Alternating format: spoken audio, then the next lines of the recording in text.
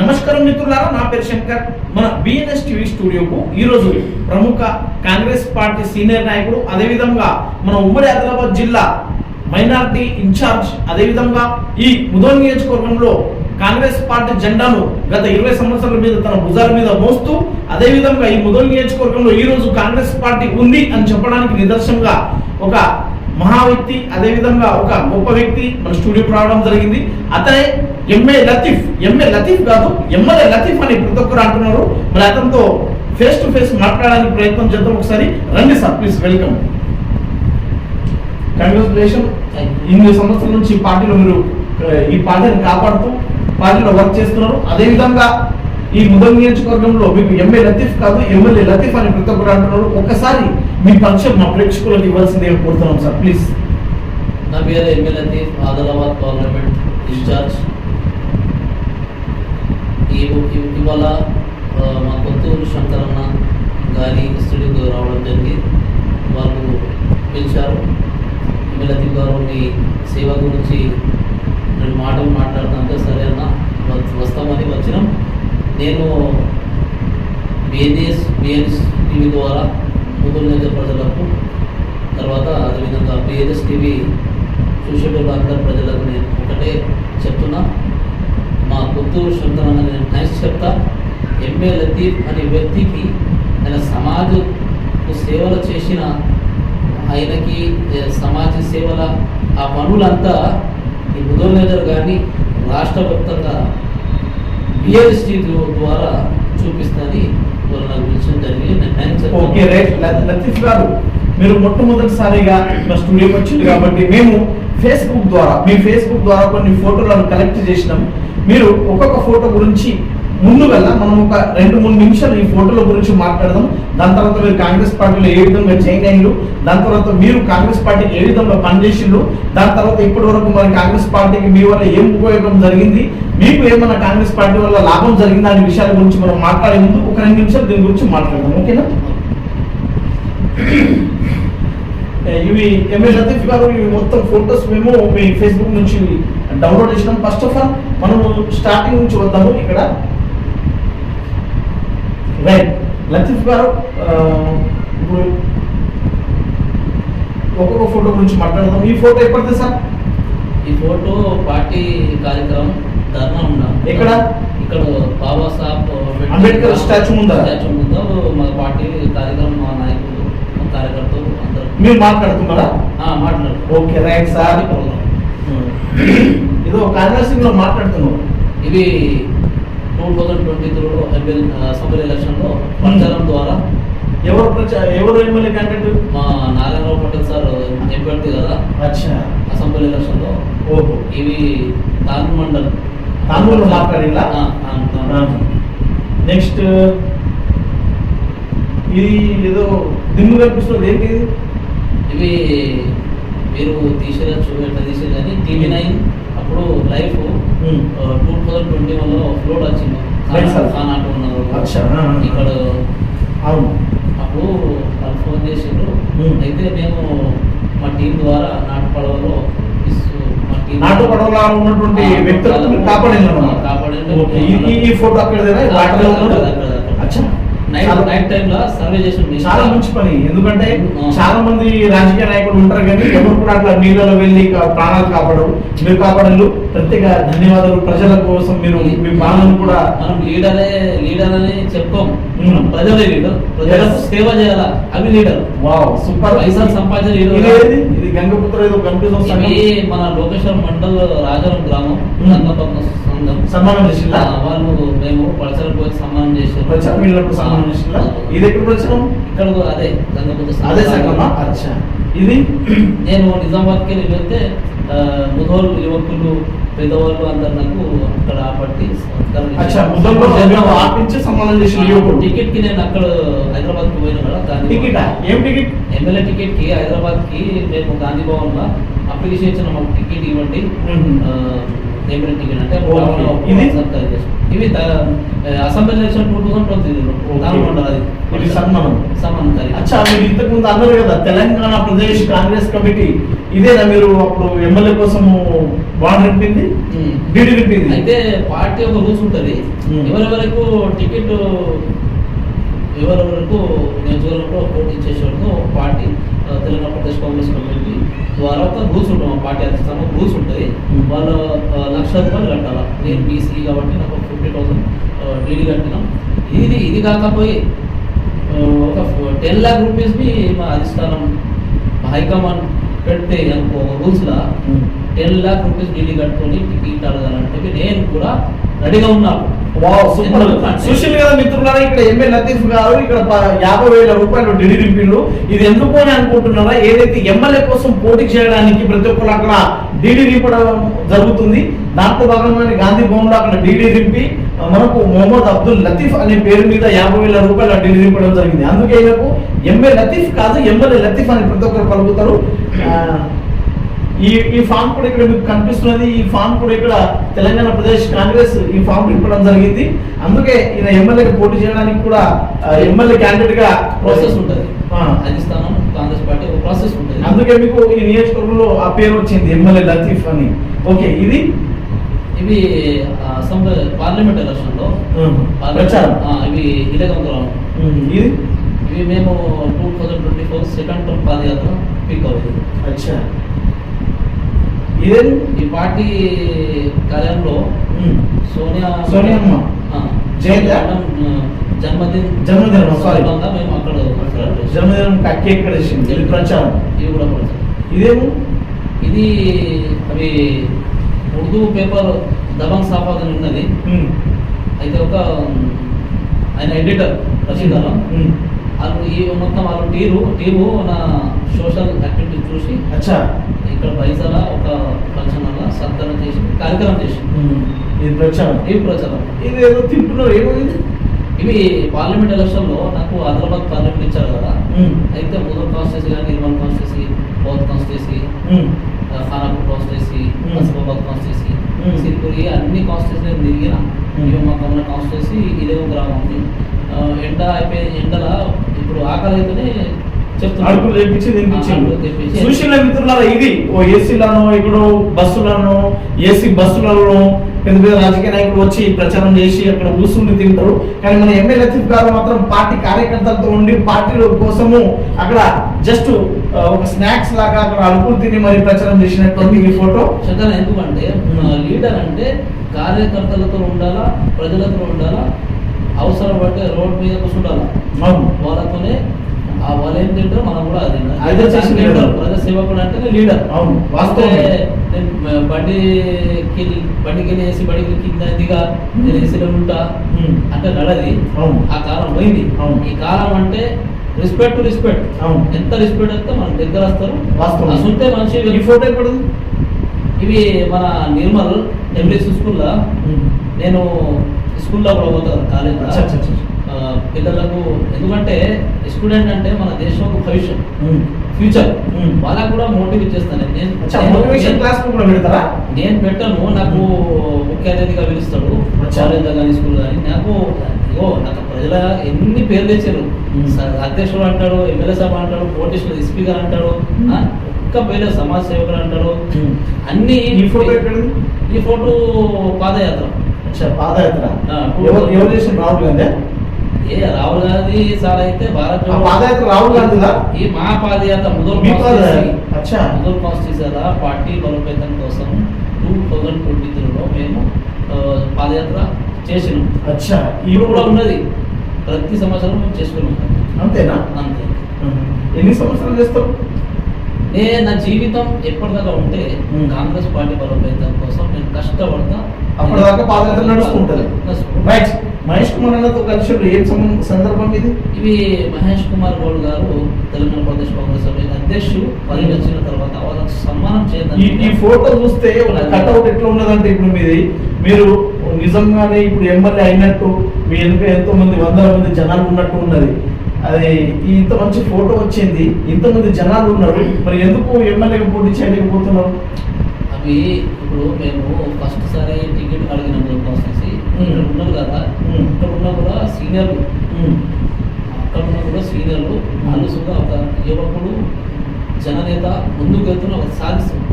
ఆ సీనియర్లు కూడా ఉన్నారు, వాళ్ళ రెస్పెక్ట్తో నేను మాట్లాడతా.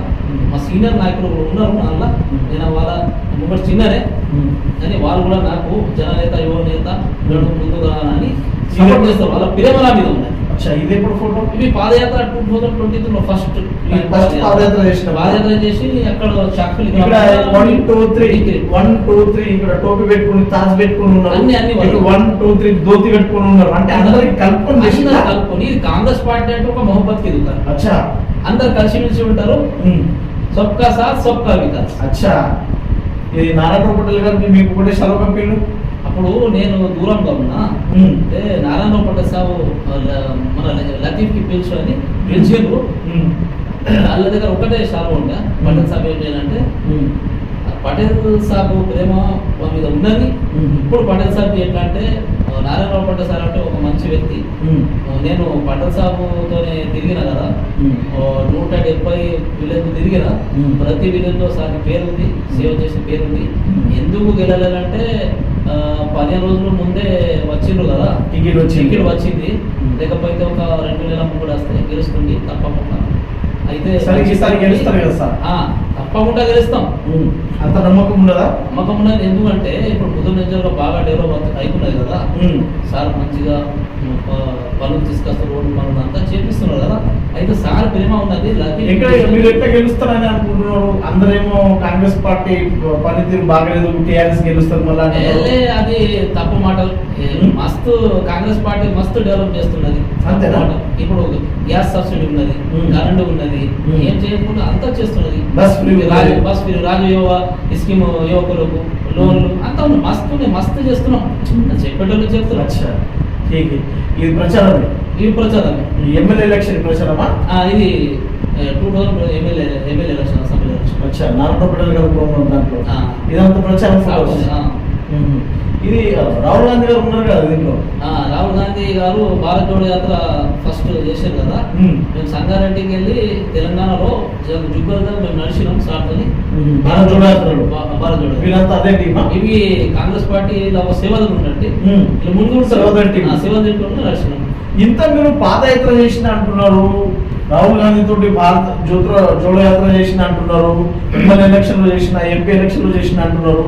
మరి ఇప్పటిదాకా మీకు ఏమన్నా పార్టీ అవకాశం ఇచ్చిందా? ఏదన్నా ఒక నామినేట్ పోస్ట్ లాంటి ఏమైనా ఇచ్చిందా? మరి ఇప్పుడు వరకైతే ఏం లేదు, ఇప్పుడు వరకు ఏం రాలేదు. కానీ నాకు కాంగ్రెస్ పార్టీ అందిస్తాను మీద నాకు నమ్మకం ఉన్నది. కాంగ్రెస్ పార్టీ అందిస్తాను. ఏదైనా నాకు నామినేట్ పోస్ట్ ఇచ్చి మా సేవలు తీసుకుంటే నాకు నమ్మకం ఉన్నది. ఇది అప్పుడు భారత్ జోడో యాత్ర.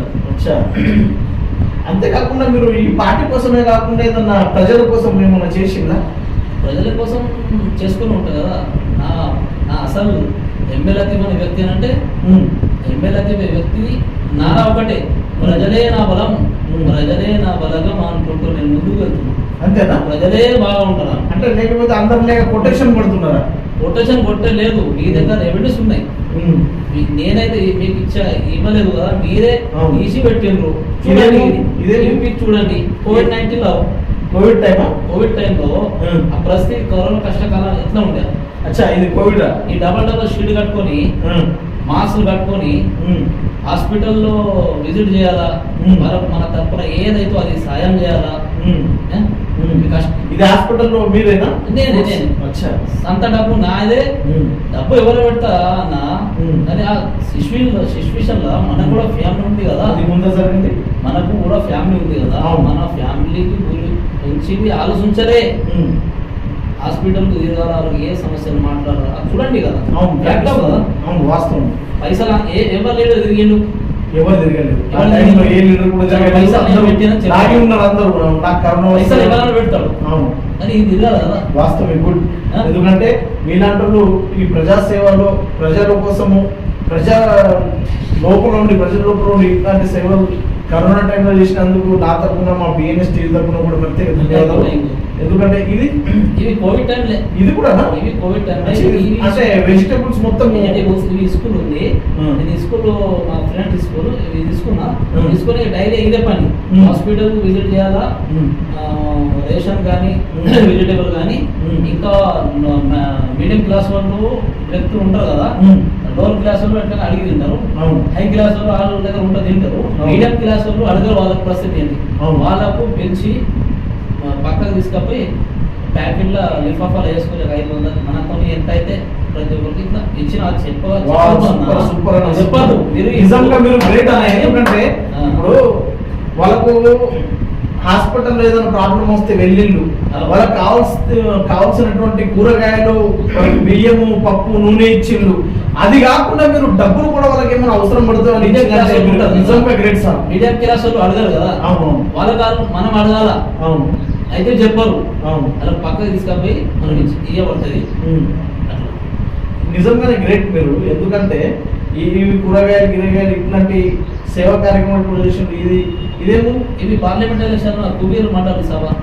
అచ్చా, పార్లమెంట్ లో పార్లమెంట్ ఎలక్షన్ లో. అవును, ఇవి పార్లమెంట్ ఎలక్షన్. ఇంత మంచి సేవా కార్యక్రమాలు చేసిండ్రు మీరు. అంతేకాకుండా పార్టీ కోసం పనిచేసిండ్రు. సరే, ఇవన్నీ మనం పక్కన పెడదాము. మీరు ఈ కాంగ్రెస్ పార్టీలో ఎప్పుడు జాయిన్ అయ్యిండు? నేను కాంగ్రెస్ పార్టీలో 2008లో జాయిన్ అయినా. మా కాంగ్రెస్ పార్టీ వింగ్ ఎన్ఎస్వై ద్వారా అలా నేను పార్టిసిపేట్ అయ్యి మెంబర్గా పనిచేసినాం. General secretary పనిచేసినాం. 2018 ముందు నేను వేరే ఆర్గనైజేషన్ ఉండే కదా, సోషల్ ఆర్గనైజేషన్, మళ్ళీ పనిచేసిన అధ్యక్ష సెక్రటరీగా. ఏదంటే నేను నా హిస్టరీ అంటే నేను అప్పటి సందే ప్రజలకు సేవ చేయాలని నా పైన ఉన్నది. అయితే 2018లో కాంగ్రెస్లో మా ఎన్ఎస్వై వింగ్తో పనిచేసి పరమాత్మ సపోర్ట్, మీ అందరి సపోర్ట్తో ఇప్పుడు నేను ఆదిలాబాద్ పార్లమెంట్ ఇన్ఛార్జ్ అయినప్పుడు ఇది షెడ్యూల్ నేను అప్పుడు తిరిగాను కదా. అంటే పార్లమెంట్ ఇన్ఛార్జ్ అయిన తర్వాత మీకు ఈ షెడ్యూల్ ఇచ్చిందా? ఇప్పుడు మా all India Congress committee minority cell department ఉంటుంది. కాంగ్రెస్ పార్టీలో ఎస్సీ ఉంటుంది, బీసీ. ఇది మైనార్టీ సెల్ కూడా ఉంటుంది. ఇక మా national chairman all India Congress committee Imran Pratap Reddy గారు, సారు రాజ్యసభ మెంబర్ కూడా ఉన్నారు. వారు నా సేవలను చూసి Adilabad parliament minority incharge letter ద్వారా మాకు వచ్చింది. చెప్పిన పనికి ఆసిఫాబాద్, కాగజ్ నగర్, ఇవి ఒకటే మీరు తీశారు. ఇటువంటి ఎన్ని పర్చా షెడ్యూల్ మేము పోయినాం. మీరు ఎప్పుడంటే 2024 తీసాం కదా, మేము ఒక్క నెల తిరిగినాం. అన్ని ప్రతి కాన్స్టిట్యూన్సీ ఉమ్మడి జిల్లాలో ఆల్ కాన్స్టిట్యూన్సీ చేసుకుంటా పోయిన ప్రతి దగ్గర. ఇవి పార్లమెంట్ ఎలక్షన్ కాదు, ఇవి పాదయాత్ర. చాకపల్లి గ్రామం. ఇదేం లెటర్ సార్కే తెలుస్తున్నాం. మా అధ్యక్షుడు మహేష్ అన్న గారికి నేను ఒక లెటర్ ఇవ్వడం. ఇప్పుడు మీరు 2008లో జాయిన్ అయ్యారు కదా కాంగ్రెస్ పార్టీ. ఏ ఉద్దేశంతో మీరు కాంగ్రెస్ పార్టీలో జాయిన్ అయ్యారు? ఎందుకు జాయిన్ అయ్యారు కాంగ్రెస్ పార్టీలో? అవి ఎందుకు జాయిన్ అయినంటే, ఇదిగో మన కాంగ్రెస్ పార్టీ ఒక స్టేజ్, కాంగ్రెస్ పార్టీ స్టేజ్ తోని నేను ప్రజలకు సేవ చేయాలా. ఎందుకంటే 2018 ముందు కూడా నేను వేరే ఆర్గనైజర్, సోషల్ ఆర్గనైజర్ ఉంటాయి కదా, మళ్ళీ పని చేసిన మనకి ఏదంటే అన్న సేవ చేయాలి కదా.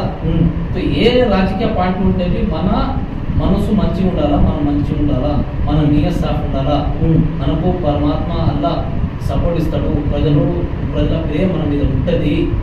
అయితే మనం ఎప్పుడువి వినైతాం, మనం ఎప్పుడు బాగుంటాం.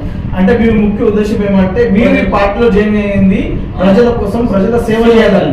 ఎందుకు ఇప్పుడు ఈ సేవ చేయాలంటే పార్టీ ఎందుకు కావాలా? వేరే విధంగా కూడా చేయొచ్చు కదా, ఆర్గనైజేషన్ కూడా చేయొచ్చు కదా, చాలా ఫౌండేషన్స్ ఉంటాయి, అట్లా కూడా చేయొచ్చు కదా. ఉంటుంది అన్న, కానీ ఈ కాలంలో పొలిటికల్ కంపల్సరీ. అంటే ఒక బండి ఆపి పెట్టిండు అనుకో, గ్రామ పంచాయతీ ఏమైనా పనులు ఉన్నట్టు అనుకో, ఏమైనా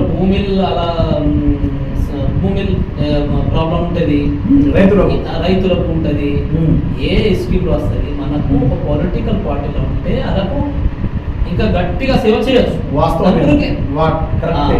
వాస్తవం. ఎందుకంటే మీరు ఫౌండేషన్ పెట్టినా కూడా దానికి సేవ చేస్తారు కానీ అది వాళ్ళకు న్యాయం చేయలేరు. మనం న్యాయం కోసం వాస్ వాళ్ళకి ఈ న్యాయం పిక్చర్ ఈ పిక్చర్ ఈ పిక్చర్ అంటే ఇవి పార్లమెంట్ ఎలక్షన్ లో ఇవి ఇచ్చోడ మండలం, ఆదిలాబాద్ ఇచ్చోడ మండలంలో నా 3 ప్రోగ్రామ్ ఉండే. ఇలేగో ఒక రోజునే ఇలేగో ఇట్లా మా టీం ద్వారా ఇట్లా షెడ్యూల్ పెట్టుకుంటుండే. ఇలేగో చేసుకొని లోకేశ్వర మండల్ చేసుకొని నిర్మల్ చేసుకొని ఇచ్చోడ మండల్, తర్వాత లాస్ట్ ఒక సభ ఆడ ఆదిలాబాద్ నుండి. అయితే 3 గంటల మధ్యలో 3 గంటల అప్పుడు ఎండ, మధ్యాహ్నం 3 గంటల మధ్యాహ్నం 37 డిగ్రీ మీరు చూసుకున్నట్టు ఎండ, ఫుల్ ఎండ కనిపిస్తుంది. నాకు ఎంత ఇంట్రెస్ట్ ఈ ఆదిలాబాద్ పార్లమెంట్ సీట్ గెలాలని. మేము కష్టపడినాం, మా కాంగ్రెస్ లో ఎవరు కష్టపడలేదు, కొంత ఉన్నారు. మేము కష్టపడతాం, మేము ముందుకు వచ్చని వచ్చేస్తాం. మేమైతే నిజంగా కష్టపడేది ఒక రూపాయి వెళ్ళే సొంతం బండు పెట్టుకొని, నా టీపు బండు పెట్టుకొని నేను తిరిగినాం. ఆ అంత ఎండలవి 37 డిగ్రీలవి కష్టపడి. ఏమన్నాడు మన రేవంత్ రెడ్డి అన్న? సార్ అయితే ఈ రాష్ట్రానికి పర్వతం తెచ్చుకున్న సార్ మాకు న్యాయం చేస్తాడు, ఏం లేదు. ఇప్పుడు ఇంత చెప్తున్నారు కదా మీరు, ఇంత చెప్తున్నారు. ఎమ్మెల్యేగా ఎంపీగా పాదయాత్ర చేసి, ఎమ్మెల్యే ఎలక్షన్ అప్పుడు కష్టపడి, ఎంపీ ఎలక్షన్ కష్టపడి, పాదయాత్ర అప్పుడు కష్టపడ్డావు. మరి మీకు ఇప్పటిదాకా ఎందుకు నామినేటెడ్ పోస్ట్ ఇవ్వలేకపోయింది కాంగ్రెస్ గవర్నమెంట్? ఇప్పుడు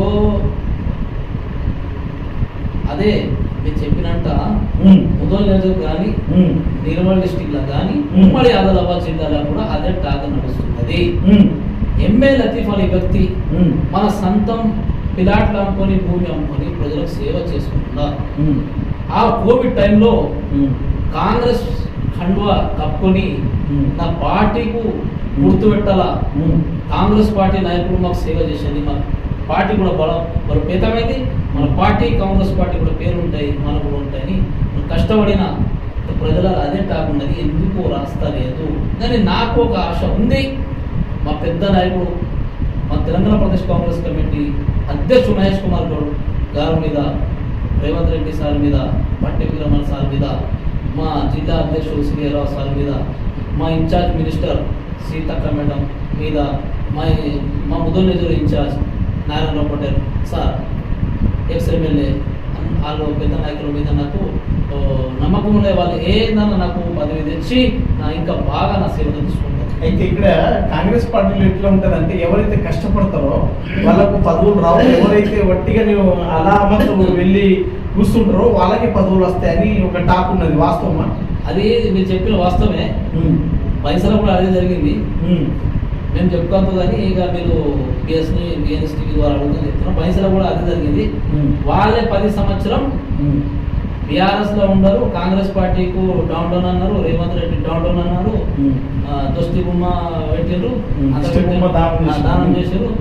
వాళ్ళకే పదవులు వచ్చింది, మాకు రాలే. అంటే కాంగ్రెస్ పార్టీ ఫెయిల్ అన్నమాట. కాంగ్రెస్ పార్టీ ఫెయిల్ కాదు, కొందరు ఉంటారు కదా కాంగ్రెస్ లో కూడా గట్టిగా కాంగ్రెస్ లేనప్పుడు చేసుకుంటారు.